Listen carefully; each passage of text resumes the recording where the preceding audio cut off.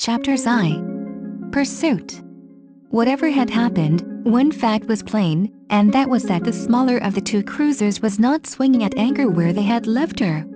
Nor could they see her anywhere. That she had dragged her anchor was impossible, since the harbor was almost landlocked and the night was still, with hardly enough breeze to stir the water.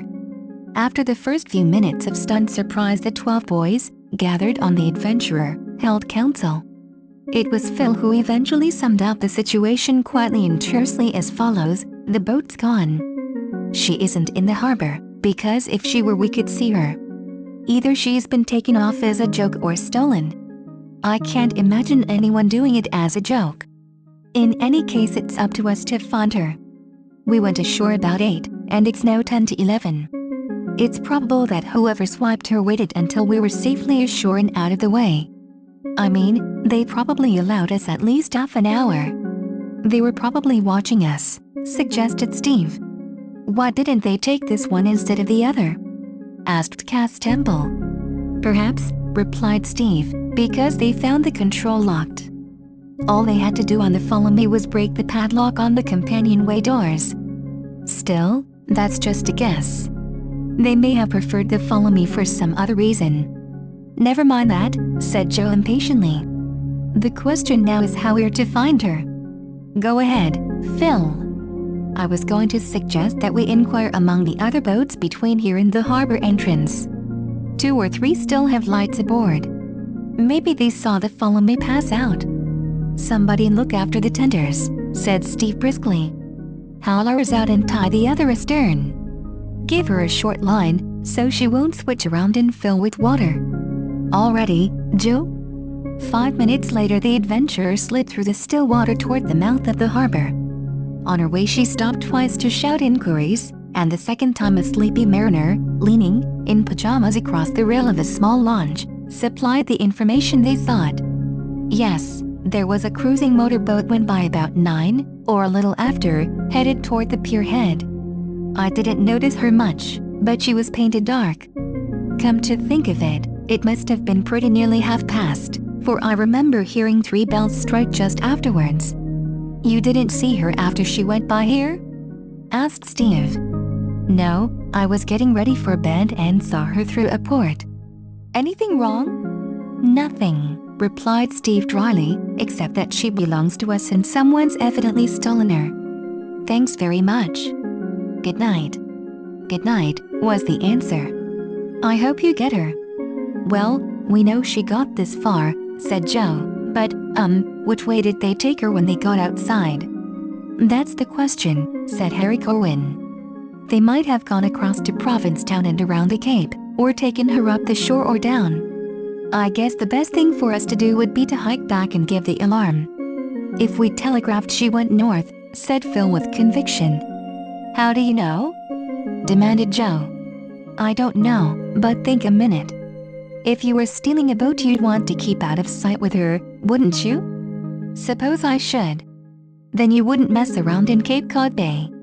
You'd set a course as far from other craft and harbors as you could. If they went south, they'd be among boats right along, and they'd know that we'd work the wires and that folks would be on the lookout." "Then where?" began Steve. "Let's look at the chart from here north," said Phil. The cover of the chart box was thrust back in the lamp-lighted end, as many as could do so clustered about it. Phil traced a finger across Massachusetts Bay past the tip of Cape Ann. "There's clear sailing for 90 miles or so, straight to Portland, unless—" "How much gas has she aboard, Harry?" "Only about 12 gallons. It was Tom Corwin who answered. "We were going to fill again in the morning." "How far can she go on that?" "Not more than 78 ordinary speed, I guess." "She's hard on gas." "Good. Then she'd have to put in at Gloucester or Newburyport or somewhere." "Unless she ducked into Boston Harbor," said Steve. "I dare say she could tuck herself away somewhere there quite safely. A coat of white paint would change her looks completely." "That's possible," agreed Phil, "but painting a boat of that size would take a couple of days, wouldn't it? It doesn't seem to me that they'd want to take the chance." "Then your idea is that they're on their way to Portland?" "Somewhere up there." they'd argue that we wouldn't be likely to look for them so far away. "Well, here we are," said Steve. "We've got to go one way or another." The rougher water outside was making the adventurer dip and roll. "As far as I can see, Phil's theory is as good as another, or maybe better. Shall we try going north, fellows?" No one answered until, after a moment's silence, Perry remarked philosophically, "I don't believe we'll ever see her again, but we can't stop here, and we were going northward anyhow." Murmurs of agreement came from the others. The only dissentient voice was Bert Alley's. "I don't see your argument," he said. "If I had swiped the follow me, I'd hike out for New York or some place like that and run her into some little old hole until I could either change her looks or sell her." "And be nabbed on the way," said Joe. "Not if I stayed at sea." "But you couldn't stay at sea if you had only 12 gallons of gasoline aboard. Wherever she's going, she will have to put in for gas before long." Phil stared thoughtfully at the chart. "I'll allow," he went on, "that she may have gone any other direction but north. For that matter, she may be anchored just around the corner somewhere. It's all more or less guesswork. But, looking at the probabilities, and they're all we've got to work on, I think north is the likeliest trail for us to take." "Righto," said Steve, turning the wheel and pointing the boat's slim bow toward Gurney Point. "We've got to take a chance, fellows, and this looks like the best. In the morning we'll get busy with the telegraph and tell our troubles, but just now the best we can do is keep a sharp lookout and try to think we're on the right course. I'm going to speed her up, Joe, so you might dab some more oil and grease around your old engine." "All right. You fellows will have to clear out of here, though, while I get this hatch up. Some of you might go forward and keep your eyes peeled. I don't suppose, however," he added as he pulled the engine hatch up, "that they'll show any lights on her." "Not likely to," agreed Harry Cohen. "They'll run dark, probably, until they get near a harbor. Look for anything like a boat, fellows. It's a mighty good thing we've got this moonlight." "Yes, and we'll have to make hay while the moon shines," added Wink Wheeler as he climbed out of Joe's way, "for it won't last much longer. It'll be as dark as pitch by 1 or 2 o'clock, I guess." "Well, we've got a searchlight," said Perry. "There's no need for more than 3 of us to stay up," said Steve. "I'll keep the wheel and Joe will stay here with me. Phil, you take the watch for a couple of hours and then wake someone else." "Huh," said Perry. "I'm not going to bed. Who wants to sleep, anyway?" Apparently no one did, for although presently the dozen fellows were distributed over the boat, not one went below. Phil and Tom stretched themselves out at the bow. Steve, Joe, Harry and Tom Corwin and Cass Temple remained on the bridge deck, and the rest of the company retired to the cockpit, from where, by looking along the after cabin roof, they had a satisfactory view of the course. Perhaps 1 or 2 of the boys did nod a little during the next 2 hours, but real slumber was far from the minds of any of them. The adventurer was doing a good 20 miles an hour, the propeller lashing the water into a long foaming path that melted astern in the moonlight. Aussie busied himself in the galley about midnight and served hot coffee and bread and butter sandwiches. Only once was the Adventure changed from her course, which Steve had laid for Gloucester, and then the light which had aroused their suspicions was soon seen to belong to a coasting schooner beating her way toward Boston. Of small boats there were none until, at about 1 o'clock, when the 2 white lights of Baker's Island lay west by north and the red flash on Eastern Point showed almost dead ahead, Phil called from the bow. "Steve, there's something ahead that looks like a boat or a rock." "Can you see it?" "Which side?" "A little to the left." "Port, isn't it?" "Han doesn't see it, but I've got it," answered Steve. After a moment he added with conviction, "It's a boat." "Has she changed her position, Phil?" "Not while I've been watching. Looks as if she was going about the same way we are." The others came clustering forward from the stern to stare across the water at the dark spot ahead which, in the uncertain light of the setting moon, might be almost anything. If it was a boat, it showed no light. Anxiously the boys watched, and after a few minutes Steve announced with quiet triumph, "We're pulling up on her, fellows, whoever she is." "She's the follow me," declared Harry Cohen. "She must be, or she wouldn't be running without lights."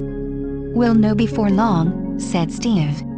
"I wish the moon would stay out a little longer, though. Joe, try the searchlight and see if you can pick her up." But the craft ahead was a good mile away and the Adventure's small searchlight was not powerful enough to bridge that distance with its white glare. "They're making for the harbor, anyway," said Harry Corwin, "and so she can't get away from us if we lose her now." Even as he ended, the last pallid rays of the moon vanished and they found themselves in darkness save for the wan radiance of the stars. Lights unnoticed before sprang up in the gloom along the shore, and a dim radiance in the sky showed where the town of Gloucester slumbered. "If they double on us now, we'll lose them," muttered Steve. "Put that light out, Joe. We can see better without it." "How far off is the harbor?" asked Harry. "About 2 miles. You can hear the whistle buoy. That white light to the left of the red flash is the beacon on the end of the breakwater." He moved the helm a trifle and examined the chart. "There are no rocks, anyway, and that's a comfort. I can't say I like this riding at night." "How far away was she when the moon went back on us, Harry?" "Oh, 3/4, at a rough guess. Near 1.25 miles, I'd say." "Well, if she doesn't dodge along shore, we'll have her in the harbor. Always supposing, that is, that she really is the Follow Me." "She can't be anything else," answered Harry. "No sensible skipper would go plowing around at night without a light." "Hello! Isn't that a light there now?" "Where?" "Yes, you're right. She's lighted up at last. Afraid to go in without lights, I dare say, for fear of arousing suspicion.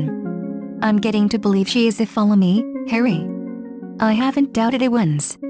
"Do you suppose she knows we're after her?" "She knows we're here, of course, but she can't be certain we're after her. Still, turning that searchlight on was a sort of giveaway. If she really does go inside, it's just because she's afraid of her fuel giving out. We'd better anchor as far out as we can and keep our eyes open until daylight comes."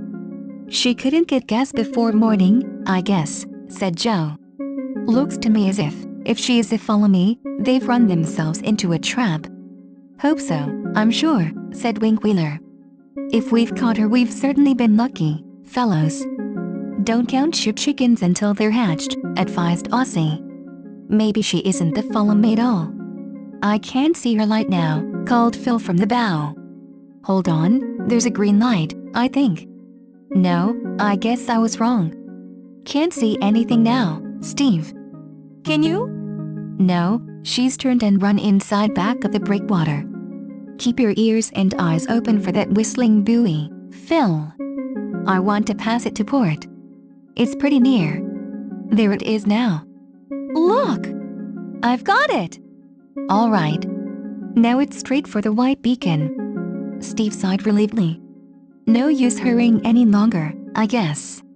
He eased the throttle back and the Adventurer slowed her pace. "Have a look at the chart, Harry. Isn't there a buoy near the end of the breakwater?" "Yes, a red spar buoy."